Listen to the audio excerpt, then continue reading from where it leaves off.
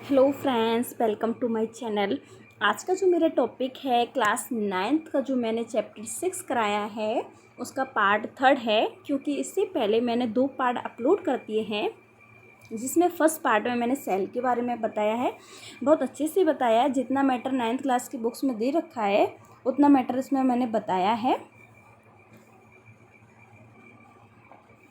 जितना 9th class का उसमें मैटर दे रखा है वो मैंने उसमें करा रखा है।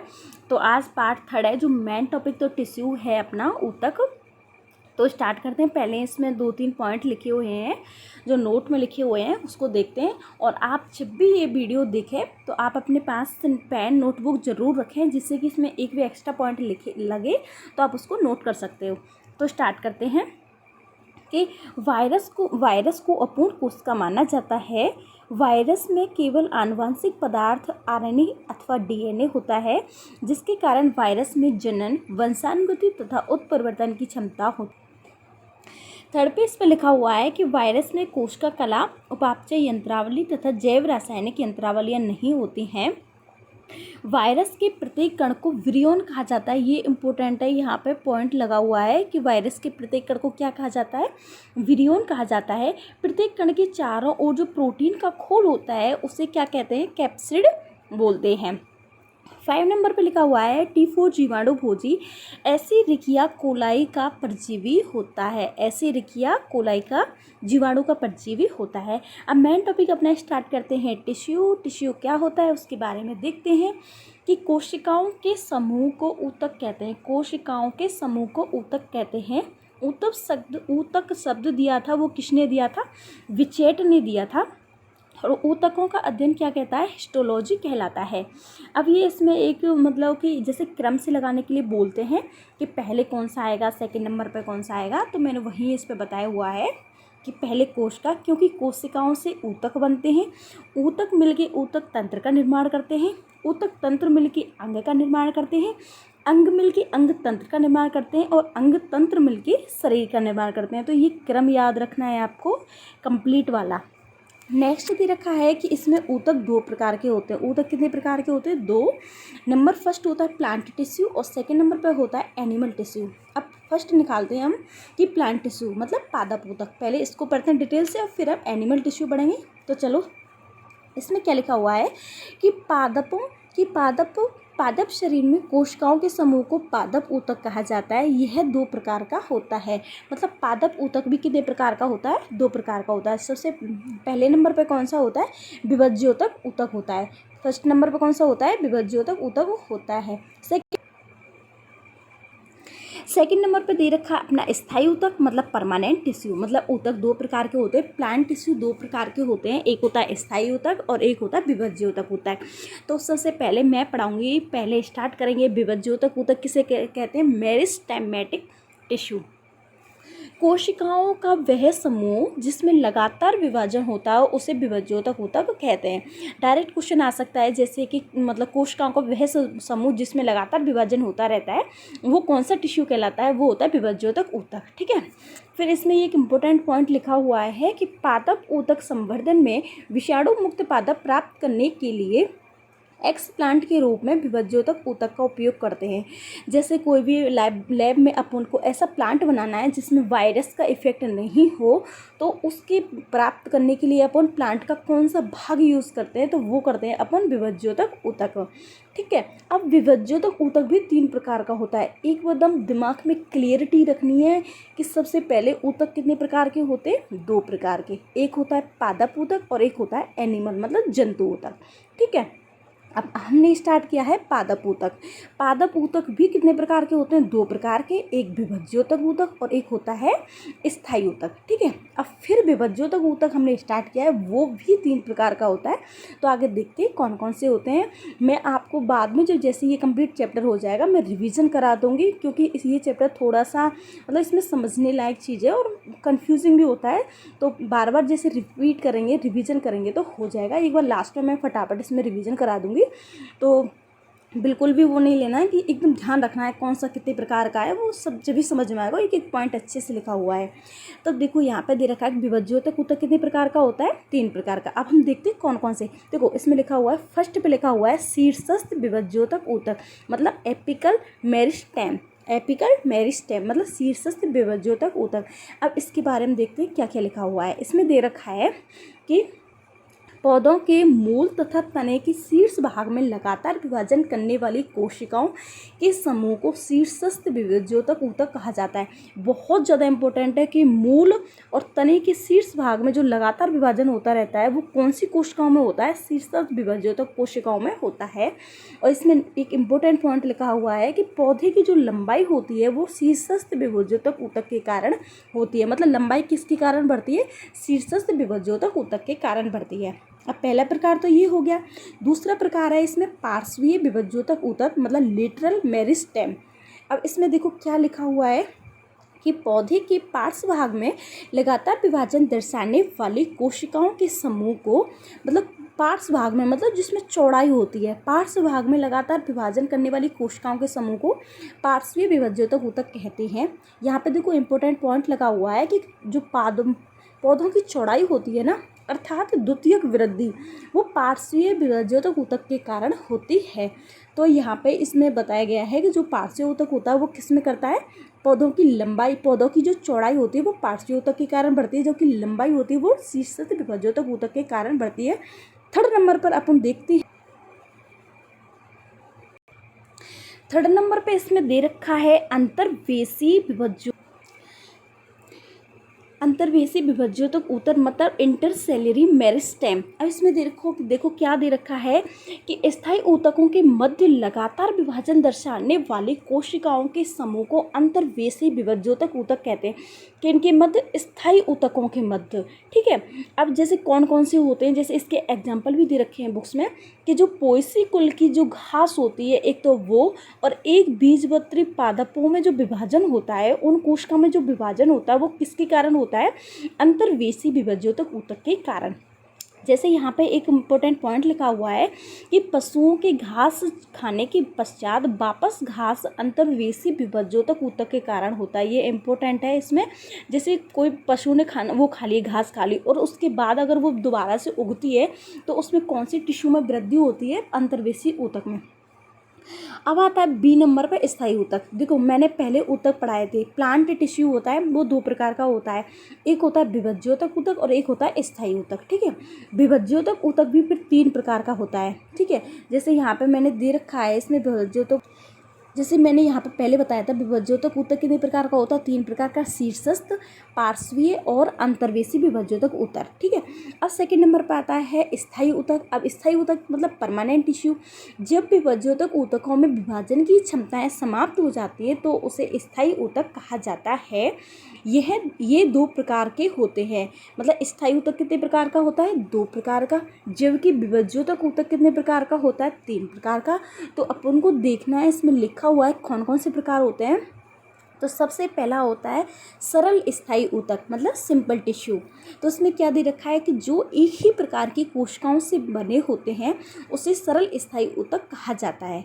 अब ये भी 3 प्रकार का होता है, बहुत ज़्यादा कॉम्प्लिकेट हो जाएगा। तो एक बात ध्यान रखना है कि सरल स्थायी ऊतक 2 प्रकार का होता है, सरल स्थायी ऊतक 3 प्रकार का हो जाता है, ठीक है। नंबर फर्स्ट में कौन सा होता है, मृदुतक। इसको इंग्लिश में बोलते हैं पेरेन्काइमा, मतलब इसका इंग्लिश में भी नाम याद रखना है और हिंदी में भी याद रखना है। अब पेरेन्काइमा के बारे में देखना है अपन को क्या क्या होता है। देखो इसमें लिखा हुआ है कि इनकी कोशिकाओं के मध्य अंतराकोशिकीय जो अवकाश होता है वो पाया जाता है। ये जितने भी इसमें रेड पॉइंट लिखे हुए हैं वो बहुत ज़्यादा इंपॉर्टेंट है कि इनकी कोशिकाओं के मध्य अंतराकोशिकीय अवकाश पाए जाते हैं। इनकी भित्ति होती है जो सेलुलोज से बनी होती है। इनकी कोशिकाएं समव्यासिक होती हैं या डायोमेट्रिक होती हैं, और ये कोशिकाएं गोल, अंडाकार तथा संक्रिय होती हैं। ये विशेषताएं याद रखनी है पेरेन्काइमा की। इनका कार्य क्या होता है, प्रकाश संश्लेषण करना और खाद्य पदार्थों का संग्रह करना। तो पहले नंबर का हो गया पेरेन्काइमा, और दूसरे नंबर का होता है स्थूल कोण, मतलब कोलेनकाइमा। याद रखना है, इम्पोर्टेंट है, बहुत शानदार टॉपिक है ये। तो सेकंड नंबर पे अपने पढ़ना है कोलेनकाइमा। कोलेनकाइमा क्या होता है, देखते हैं। देखो यहाँ पे लिखा हुआ है कि ये द्विबीजपत्री पादपों की बाह्य त्वचा के नीचे पाए जाते हैं। जो द्विबीजपत्री पादप होते हैं उनकी बाह्य त्वचा के नीचे कौन से टिश्यूज पाए जाते हैं? कोलेनकाइमा। इनकी कोशिकाएं होती हैं जो गोल, अंडाकार तथा बहुकोणीय होती हैं। ऊपर वाली कैसी होती है? गोल, अंडाकार तथा संकरी होती है, जबकि कोलेनकाइमा की कैसी होती है? गोल, अंडाकार, बहुकोणीय होती है। इनकी भित्ति होती है कैसी होती है? पतली होती है, लेकिन कोनों पर सेल्यूलोज, पेक्टिन या हेमिसेल्यूलोज पाया जाता है।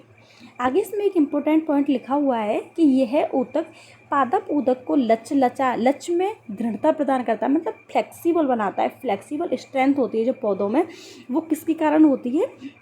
कोलेनकाइमा टिश्यू के कारण। आगे इसमें जो मैंने अभ्यास प्रश्न कराए हैं, जो 9th क्लास की बुक्स में दे रखे हैं अभ्यास प्रश्न, उसमें ये क्वेश्चन डायरेक्ट आया है, तो ये याद रखना है कि फ्लेक्सिबल कौन बनाता है? कोलेनकाइमा। इसके कार्य क्या कर रहे हैं, क्या कार्य क्या क्या होते हैं? ये होता है स्वांगीकरण का कार्य करते हैं। ये टिश्यू किसका कार्य करते हैं? स्वांगीकरण का। ये शैशवावस्था में पादप को यांत्रिक सहारा देते हैं। दो वो पढ़ लिए। अब तीसरे नंबर पर कौन सा होता है? दृढ़ोतक ऊतक, मतलब स्केलर काइमा। स्केलर काइमा क्या होता है इसके बारे में देखते हैं कि इनकी कोशिका होती हैं जो गोल, अंडाकार या बेलनाकार होती हैं। इसमें आगे दे रखा है कि इनकी भित्ति होती है जो किसकी बनी होती है? लिग्निन की बनी होती है। इनकी कोशिकाओं के मध्य गर्त पाए जाते हैं।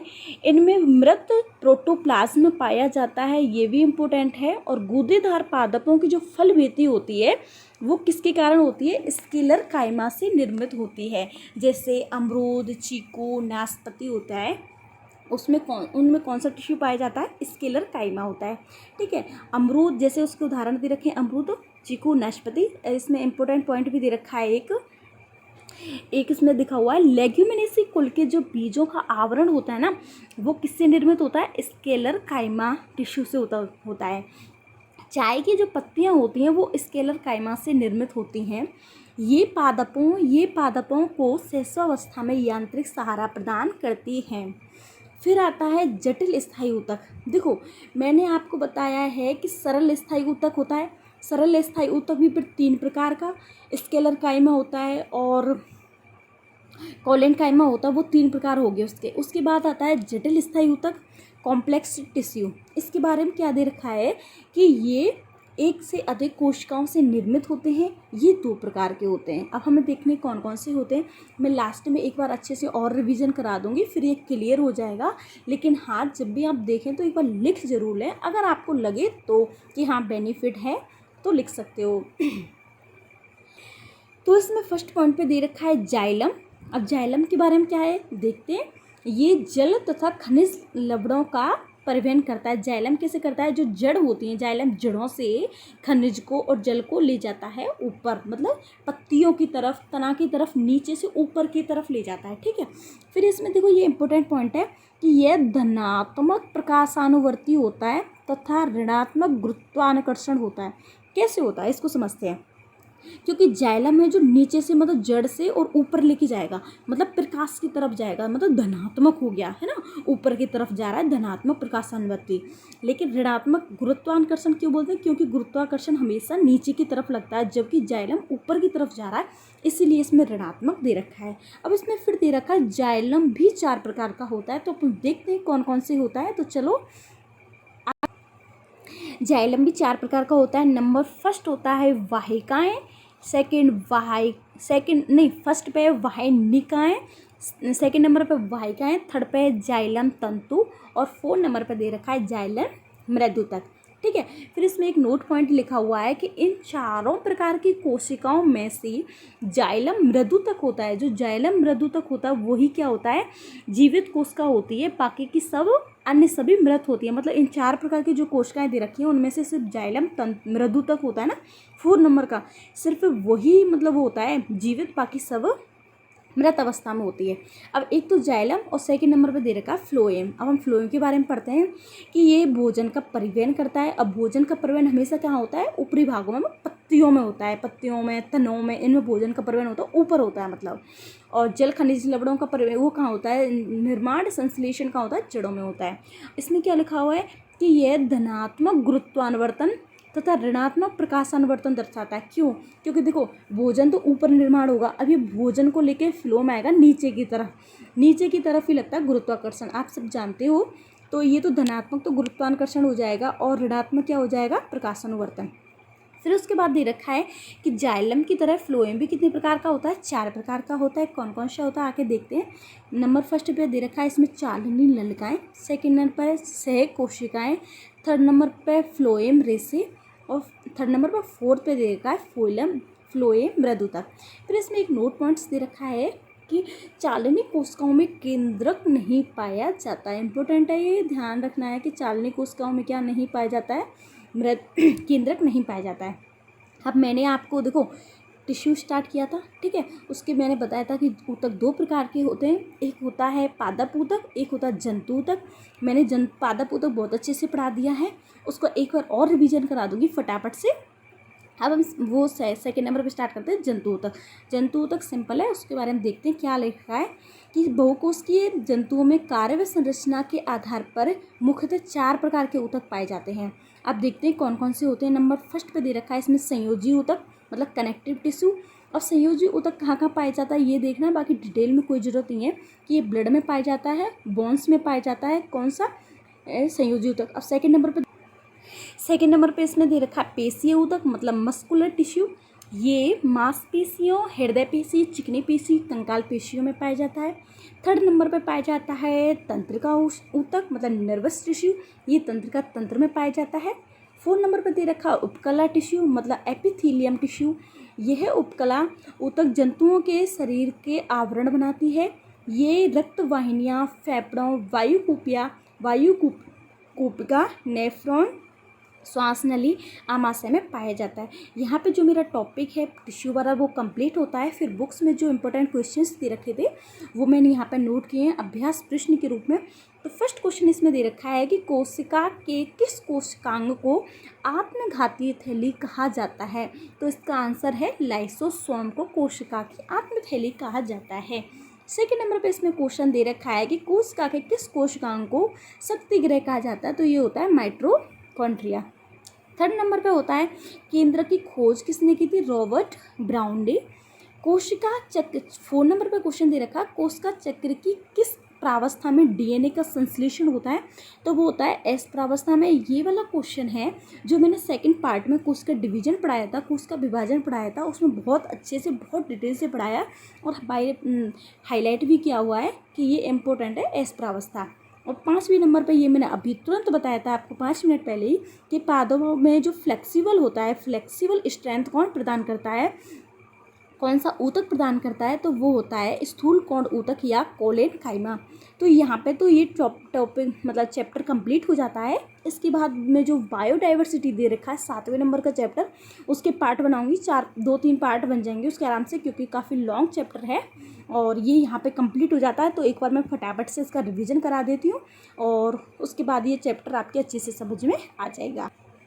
तो मैं आपको दिखाती हूँ जो मैंने टॉपिक स्टार्ट किया था अपना, यहाँ से मैंने स्टार्ट किया था। फटाफट देख लेते हैं 5 मिनट में कि वायरस को अपूर्ण कोशिका माना जाता है। वायरस में केवल आनुवंशिक पदार्थ आरएनए अथवा डीएनए होता है, जिसके कारण वायरस में जनन, वंशानुगति तथा उत्परिवर्तन की क्षमता होती है। और ये इंपॉर्टेंट है, वायरस के प्रत्येक कण को विरियन कहा जाता है। और 4th नंबर पर दे रखा है कि जो प्रोटीन का खोल होता है उसे कैप्सिड कहा जाता है। 5 नंबर पर दे रखा है जो कि T4 जीवाणु भोजी होता है वो किस जीवाणु का परजीवी होता है? वो एसेरिकिया उसका होता है। फिर कोशिकाओं के समूह को ऊतक कहते हैं। ऊतक शब्द किसने दिया? विचेट ने।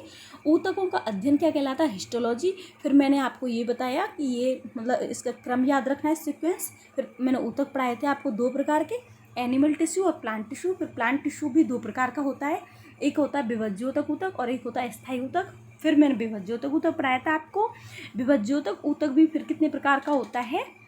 3 प्रकार का होता है, ठीक है। कौन कौन सा होता है? शीर्षस्थ विभज्योतक ऊतक, पार्श्वीय विभज्योतक ऊतक और उसके बाद होता है अंतर्वेशी विभज्योतक ऊतक, ठीक है। तो शीर्षस्थ वाले में तो पूर्ण को याद रखनी है कि इसकी लंबाई किसके कारण बढ़ती है? शीर्षस्थ के कारण। चौड़ाई किसके कारण बढ़ती है? पार्श्वीय के कारण। और जो घास होती है, जो पशु खाने के बाद जो घास उग जाती है, वो किस टिश्यू के कारण उगती है? अंतर्वेशी विभज्योतक ऊतक के कारण। फिर आया था मैंने स्थायी ऊतक, पहले विभज्योतक ऊतक पढ़ा दिया, फिर स्थायी ऊतक पढ़ा दिया। स्थायी ऊतक में ये स्थायी ऊतक फिर दो प्रकार का होता है। कौन कौन सा होता है? सरल स्थायी ऊतक। अब सरल स्थायी ऊतक, एक जटिल स्थायी ऊतक, ठीक है। अब सरल स्थायी ऊतक भी 3 प्रकार का होता है। सरल स्थायी ऊतक भी फिर यहाँ पे 3 प्रकार का। नंबर फर्स्ट होता है मृदूतक, मतलब पेरेनकाइमा। सेकंड नंबर पे आता है कोलेनकाइमा, मतलब द्विबीजपत्री पादप। जितने भी हाईलाइट किए हुए हैं ये बहुत इंपॉर्टेंट है, एक भी एक्स्ट्रा पॉइंट नहीं है। और फिर इसके बाद देखो ये फ्लेक्सिबल वाला ज़्यादा इंपॉर्टेंट है, यहाँ पे इंपॉर्टेंट लिखा हुआ है कि फ्लेक्सिबल स्ट्रेंथ कौन प्रदान करता है? कोलेनकाइमा। आगे अभ्यास पृष्ठ में भी आपको दिखाया था। थर्ड नंबर पर होता है स्केलर काइमा। इसके बारे में याद रखना है कि इसकी भित्ति होती है लिग्निन की बनी होती है, इसमें गर्त पाए जाते हैं, इसमें मृत प्रोटोप्लाज्म पाया जाता है। फिर ये एग्जाम्पल है अमरूद, चीकू, नाशपाती। फिर 2 इंपॉर्टेंट पॉइंट लिखे हुए हैं। लेग्यूमिनेशी कुल के बीजों का आवरण होता है जो स्केलर काइमा से निर्मित होता है, और चाय की पत्तियाँ होती हैं उसका भी जो निर्माण होता है वो स्केलर काइमा टिश्यू से होता है। उसके बाद पहला सरल स्थायी ऊतक, फिर था जटिल स्थायी ऊतक। यह एक से अधिक प्रकार की कोशिकाओं से निर्मित होता है। ये 2 प्रकार का होता है। नंबर फर्स्ट जाइलम, और सेकेंड नंबर पर होता है फ्लोएम। ये जाइलम फ्लोएम मैंने पढ़ा दिया, आप देख सकते हो। फिर जंतु ऊतक भी 4 प्रकार का। नंबर फर्स्ट है संयोजी ऊतक, सेकेंड नंबर पर पेशी ऊतक, थर्ड नंबर पर तंत्रिका ऊतक, फोर्थ नंबर पर उपकला ऊतक। फिर मैंने अभ्यास प्रश्न कराए थे कि कोशिका के किस को आत्मघाती रैली किसे कहा जाता है? लाइसोसोम को। पावर हाउस माइटोकॉन्ड्रिया, केंद्र की खोज रॉबर्ट ब्राउन। एस प्रावस्था को डीएनए संश्लेषण की अवस्था कहा जाता है। और फ्लेक्सिबल स्ट्रेंथ कौन प्रदान करता है? कोलेनकाइमा। तो यहाँ पे ये चैप्टर कंप्लीट हो जाता है, आपका रिवीजन भी हो गया। और ये वीडियो पसंद आई हो तो आप लाइक कर सकते हो। अगर इसमें कोई कमी लगी हो तो कमेंट सेक्शन में आप लिख सकते हो। Thank you.